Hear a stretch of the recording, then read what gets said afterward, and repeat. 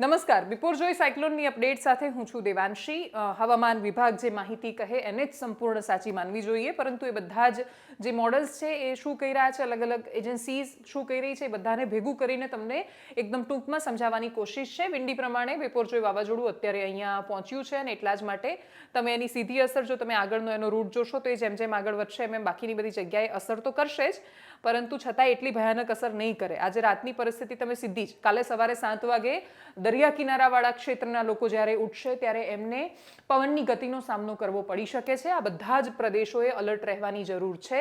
દક્ષિણ ગુજરાતને એટલી અસર નહીં થાય જેટલી સૌરાષ્ટ્રને થશે, પરંતુ જ્યાં જ્યાં દરિયો આવે છે, કેમ કે સાવચેતીના પગલા રૂપે તિથલનો કે પછી બાકીના બધા દરિયા કિનારા છે, દાંડીનો દરિયા કિનારો, એ બધાને બંધ કરવાની, સહેલાણીઓને ત્યાં ન જવાની, પાણીમાં ન ઉતરવાની સલાહ આપી દેવામાં આવી છે.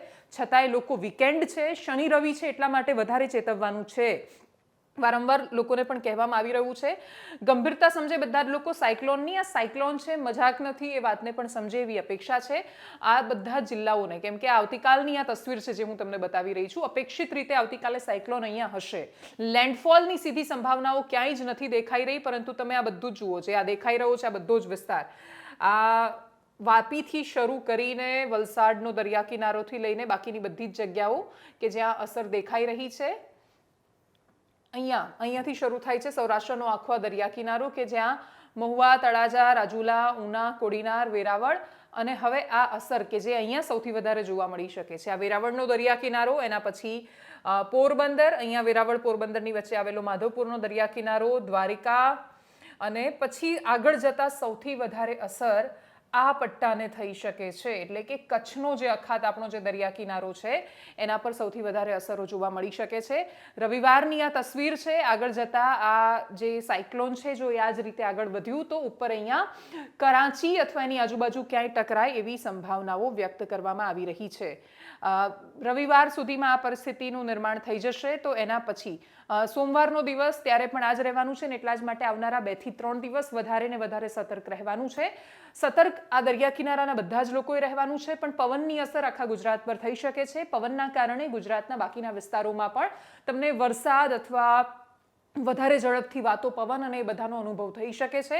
અને એટલે જ આવનારા જેટલા દિવસો છે એ બધા જ વધારે મહત્વના અને સાવચેતી રાખવા જેવા છે. હવે જે આગળ વધી રહ્યું છે ને તમે એ પવનની સ્પીડ, એ ગતિ પણ અહીંયા જોઈ શકો છો. જેમ જેમ એને વધારે ગરમ તાપમાન મળવાનું છે દરિયાના કિનારા પર, એમ એમ એ વાવાઝોડું વધારે પ્રભાવિત, વધારે તીવ્ર બનવાનું છે. લેન્ડફોલ જો કોઈ પણ જગ્યાએ થાય તો એના પછી વાવાઝોડું નબળું પડી જતું હોય છે. એ શું કામ નબળું પડે છે એના વિશે પણ વાત કરીશું. અત્યારે તમે સમજો કે આપણે જ્યારે આવનારો જે મંગળવાર છે ત્યાં સુધી પણ પરિસ્થિતિમાં કોઈ ખાસ બદલાવ દેખાઈ નથી રહ્યો. લેન્ડફોલ થાય ત્યારે વાવાઝોડું શું કામ નબળું પડી જાય છે એના માટે તમને સાયક્લોન આવે કેમ છે એના વિશે આપણે વારંવાર વાત કરી છે. પણ તમે સમજો કે આ કોઈ પણ સાયક્લોન છે તો અહીંયાથી ઉપર જ્યારે હવા જાય છે તો એ હવા ઉપર પણ એક દબાણ ઊભું કરે છે. અહીંયા જે હોય બધા જ ભેજવાળા પવનો હોય છે, ઠંડા પવનો હોય છે જે આજુબાજુ વાતા હોય છે, અને એટલે જ આ બધા જે ઉપર આમ ફરતા ફરતા દેખાઈ રહ્યા છે એ બધા ઠંડા પવનો છે. એ ઠંડા પવનો જ્યારે અહીંયા છે એકદમ લો પ્રેશર એરિયા છે. આ લો પ્રેશર એરિયા છે તો એની બાજુ હાઈ પ્રેશરમાંથી આવતા બધા જ પવનો એના તરફ આકર્ષાયા છે. એ આકર્ષાયેલા પવનો ગોળ ગોળ ફરી રહ્યા છે. એની અંદર પૃથ્વીનું જે કોરિયોલિસ ફોર્સ, આપણે જે દબાણ કહીએ છીએ, જે બળ, એ પણ અસર કરતું હોય છે. એ સિવાય પવનની સ્થિતિ, તાપમાન, આ બધું જ અસર કરે છે. કોરિયોલિસ ફોર્સ એટલે પૃથ્વી પણ પોતાની ધરી પર ગોળ ગોળ ફરે છે. એ ધરી પર ગોળ ગોળ ફરે તો એ પણ પવનની ગતિ પર અસર કરે છે. અને પૃથ્વીનો આકાર તમને ખબર હોય તો ઉપરથી એકદમ આમ ઉપરનું જે આખું આ તમે આ ધરી લો તો પણ આ જે છે એને અહીંયા વધારે પહોળું હોય છે અને એકદમ રાઉન્ડ નથી હોતું. ઉપરની પરિસ્થિતિ અલગ હોય, નીચેની પરિસ્થિતિ બહુ જ અલગ હોય. આ જે વચ્ચેનો આખો જે એરિયા છે જેને આપણે ટ્રોપિકલ એરિયા જેને કહીએ છીએ, આપણે કાલે પણ એના વિશે વાત કરી હતી કે આ ઉષ્ણકટિબંધીય એરિયા છે. અહીંયા સૂર્યના જે કિરણો છે, આ જેમ કે સૂર્ય છે તો અહીંયાથી કિરણો સીધા આવતા હોય છે. અહીંયા સીધા આવે એટલે એની વધારે અસર થાય. વધારે અસર થાય તો તાપમાન વધે, જમીનનું તાપમાન જલ્દી વધી જાય, દરિયાનું થોડું ઓછું વધે. પણ જો દરિયાનું તાપમાન કોઈ જગ્યાએ વધી ગયું તો એ જગ્યાએ લો પ્રેશર પેદા થયું. લો પ્રેશર પેદા થયું તો એ જે પવનો છે ઉપર ઉઠવાના છે તો ઉપર ભેજવાળું વાતાવરણ પણ ઊભું કરવાના છે. આજુબાજુ જે કુલ પવન હોય, ઠંડો પવન, એ પણ ગોળ ગોળ ફરવાનો છે. એ જ્યારે આગળ વધતો હોય તો દરિયાની ઉપરથી બાષ્પ થાય. આપણે જે કહીએ છીએ ને કે આપણું જે આઈએમડીની વેબસાઇટ છે એના પર પણ બહુ સરસ લખ્યું છે કે એનું જે સંસ્કૃતમાં જે સ્લોગન છે આઈએમડીનું એ પણ છે કે આદિત્યાત જાયતે વૃષ્ટિ, એટલે કે સૂર્ય વરસાદ લઈને આવે છે. એના વિશે આપણે ત્યાં બહુ વર્ષોથી વાત કરવામાં આવી છે. તો સૂર્ય કેવી રીતે વરસાદ લાવે? તો સૂર્ય આ રીતે વરસાદ લાવે. આ સૂર્ય, આ પૃથ્વી, સીધો પવન, સીધો તડકો આવે, કિરણો આવે, ગરમી પેદા થાય, ગરમી પેદા થાય તો તાપમાન વધે, તાપમાન વધે તો લો પ્રેશર બને, લો પ્રેશર બને તો પછી હાઈ પ્રેશરના પવનો એની આજુબાજુ આકર્ષાય, એ બધા ઠંડા પવનો હોય ઉપર જાય. એટલે આપણે સાદી ભાષામાં કહીએ તો બાષ્પ ઉપર જાય. દરિયામાંથી જ તમને દરિયા કિનારે તમે ગયા હશો તો તમે બધાએ અનુભવ્યું હશે કે બહુ તમને આમ ચીપચીપું લાગતું હોય છે ઘણીવાર, આમ ચોંટી જાય. શું કામ? કેમ કે મોઇશ્ચર હોય, હવામાં ભેજ હોય. એ ભેજ જેમ જેમ ઉપર જાય એમ વાદળ બંધાય ને વરસાદ લાવે. વરસાદ પણ આ રીતે જ આવતો હોય છે. તો એ જે ઉપર જતા વાદળો છે એ પણ આને બહુ મદદ કરતા હોય છે તીવ્ર બનવામાં. અને એટલે જેવો લેન્ડફોલ થાય, એટલે કે કોઈ પણ જગ્યાએ, ઉદાહરણ તરીકે કરાચી જેમ કે ટકરાઈ જાય છે, તો આપણે જે કહીએ છીએ ને કે દરિયામાં તો ભાઈ આટલા ભમરડાની જેમ ગોળ ગોળ ફરે છે સાયક્લોન, તો અહીંયા આ બાકીના બધા જમીનના પ્રદેશોમાં કેમ આગળ જતા નબળું પડે છે? તો એનું કારણ કે ઉપર જે પેલું ભેજ છે એ મળવાનું એને બંધ થઈ જાય છે. એ ભેજ મળવાનું બંધ થઈ જાય તો ઓટોમેટિક સાયક્લોન પોતાની જાતે નબળું પડી જાય. પણ લેન્ડફોલ થાય ત્યારે ઓબ્વિયસલી ભયાનક નુકસાન કરીને પણ આવતું હોય છે. ભયાનક નુકસાન કરીને આવે તો એમ પણ કોઈને ન પોસાય ને, એટલે જ લેન્ડફોલ કોઈ જગ્યાએ ન થાય એવી અપેક્ષા છે. હવે આગળ વધતું આ જે સાયક્લોન છે એ આપણે ત્યાં લેન્ડફોલ કરે એવી સંભાવના આ મોડેલ પ્રમાણે નથી. પણ વિન્ડીનું જે સાયક્લોનનું મોડેલ છે એ શું બતાવે છે તો એના વિશે પણ હું તમને વિન્ડીનું સાયક્લોન મોડેલ કે જેની અંદર આપણે એના વિશે વાત કરીને જો સમજીશું તો અલગ અલગ સાયક્લોન એ બતાવી રહ્યા છે, અને એમાં એનો રૂટ જે બતાવ્યો છે એ પણ હું તમને બતાવી દઉં. અચ્છા, આ જે રૂટ છે અલગ અલગ દ્રષ્ટિકોણથી એમનો તો બહુ જ, હવે એ આ દિશામાં જતું બતાવે છે. અહીંયાથી આગળ નીકળીને અહીંયા આવશે ને એની બધી અસર આટલા એરિયામાં થશે એવું એ મોડેલ દર્શાવવા માંગે છે. એટલે અત્યારે સાયક્લોન એક્ઝેક્ટલી અહીંયા છે, એના પછી એ આગળ, એટલે કે અહીંયા આવશે આ પરિસ્થિતિમાં જે આપણે સોમવારની આજુબાજુ ધારી રહ્યા છીએ જે એ, અને એના પછી એની અસર બાકીના બધા આ વિસ્તારો ઉપર થઈ શકે છે કે જે આખો બહુ લાંબો પ્રદેશ બતાવે છે. એટલે એના કારણે અસરમાં તો બીજું કશું નહીં પરંતુ વરસાદ અને બાકીની બધી પરિસ્થિતિનું નિર્માણ કદાચ થઈ શકે, અને એ આખો એરિયા કવર કરી લે છે. આપણે ઓફિશિયલ વેબસાઇટ પરથી સમજીએ કે આઈએમડી શું કહે છે. તો આઈએમડી માટે સાયક્લોનની ઇન્ફોર્મેશનમાં આપણે જઈએ તો એમનો આ જે રૂટ છે, એટલે આ ક્લોન ઓફ અનસર્ટેનિટી જેને કહેવાય છે, આજુબાજુનું આ કે જે અનિશ્ચિતતાવાળો છે, આ સાયક્લોન અહીંયાથી આમ પણ જાય, અહીંયાથી આમ પણ જાય, આમ પણ જાય, આમ પણ જાય, આમ પણ જાય, કોઈ પણ બાજુ જઈ શકે છે. એટલે એ પશ્ચિમ બાજુ આમ વળે છે કે પછી આમ આ રીતે જ આગળ વધી જાય છે એ આપણને જેમ જેમ આગળ વધશે એમ એમ જ ખબર પડશે. પરંતુ હવામાન વિભાગે જે રસ્તો ધાર્યો છે એ આ રીતનો છે કે અહીંયાથી આટલે દૂરથી, એટલે કે સારું એવું દૂરથી પસાર થઈ જશે તો પણ એની અસર આ બધા પ્રદેશો પર થવાની જ છે. એમાં કોઈ જ એ વાતને નકારી શકાય એમ નથી.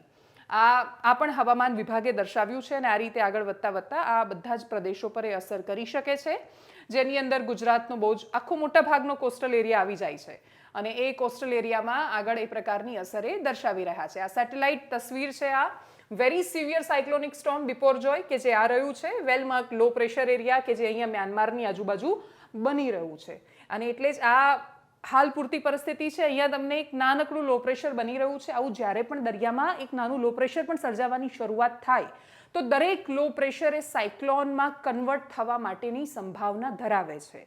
અને એટલા જ માટે આપણું હવામાન ખાતું એકદમ સતર્ક હોય છે અને હંમેશા એવી કોશિશ કરે છે કે આવું કશું દેખાય એટલે તરત જ એને મોનિટર કરવાનું શરૂ કરી દે, ઓબ્ઝર્વેશનમાં મૂકી દે. અને એટલે દરરોજ જે હવામાન ખાતાનું બુલેટિન આવે છે એની અંદર એની સાથે આ બિપોરજોયની સાથે સાથે આને પણ દર્શાવવામાં આવે છે.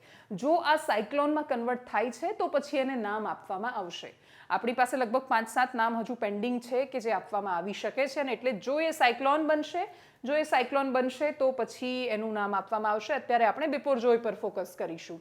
આપણું આ જે સેટેલાઇટ તસવીર જે અત્યારે આ જેમ લો પ્રેશર બતાવે છે એમાં એક્ઝેક્ટલી અહીંયા આટલું ફોર્સવાળું એક વાવાઝોડું છે જે દર્શાવી રહ્યા છે. આગળ વધતા અપેક્ષિત રીતે જે અહીંયા આમ આગળ વધી જાય, ઓમાન, મસ્કત, કરાચી, આ ત્રણેય એવા છે કે જે અત્યારે ત્યાં પણ એ બધું જોઈને બેઠા હશે કે આગળ શું થાય છે. એ સિવાય આ તમે જુઓ બાકીનો એરિયા જે બતાવાઈ રહ્યો છે. હવે એક્ઝેક્ટલી ક્લોન ઓફ અનસર્ટેનિટી તો નહીં પરંતુ પ્રભાવિત ક્ષેત્ર સંભવિત રીતે આ બધાને અસર કરવાનું છે. અને એટલા જ માટે એ સૌથી વધારે અસરગ્રસ્ત વિસ્તાર એટલે કચ્છથી લઈ જામનગરથી લઈ દ્વારકા અને આ બધો વિસ્તાર, પોરબંદર, માધવપુરના દરિયા કિનારા, એ બધા જ એનાથી પ્રભાવિત થવાના છે, એના વગર રહેવાના નથી. વરસાદ પણ પડવાનું છે. એ સિવાય બાકી એ પણ સમજવાની જરૂર છે કે આ તો એક સાયક્લોન છે કે જે આ રીતે અસર કરતું બતાવે છે, પરંતુ આખી દુનિયામાં આ રીતે જ્યારે સાયક્લોન સર્જાતા હોય છે તો આપણે એને અહીંયા સાયક્લોન કહીએ છીએ, બાકીના પ્રદેશોમાં એને અલગ રીતે ઓળખવામાં આવતું હોય છે. આપણે ત્યાં જ્યારે આવે ત્યારે એને સાયક્લોન કહેવાય છે, પરંતુ આ જ પ્રકારની પરિસ્થિતિ જે આપણો ટ્રોપિકલ એરિયા છે એની અંદર, ટ્રોપિકલ એટલે આપણે જે ગઈકાલે પણ વાત કરી હતી, કર્કથી લઈને છેક નીચે અહીંયા છેક નીચે નહીં, એટલે હું અહીંયા સુધી બતાવી રહી છું. એટલે આ કર્કવૃત્તવાળો એરિયા, નીચે મકરવાળો એરિયા, અને બંનેની વચ્ચે જ્યારે આપણી આ ભૂમધ્ય રેખા પસાર થતી હોય આખો એરિયા છે એને ટ્રોપિકલ એરિયા કહેવામાં આવે છે, કેમ કે અહીંયા સીધું સૂર્યના કિરણો પડતા હોય છે અને ત્યાં સૌથી વધારે સાયક્લોનની સંભાવનાઓ બની જતી હોય છે. આપણે ત્યાં આવે આખા એરિયામાં તો આપણે એને સાયક્લોન કહીએ છીએ. અહીંયા આખા દરિયામાં ક્યાંય પણ આવે, એટલે જેમ કે અહીંયા એક સિસ્ટમ બતાવાઈ રહી છે તો એને એ લોકો ટાઇફૂન કહેતા હોય છે, ટાઇફૂન.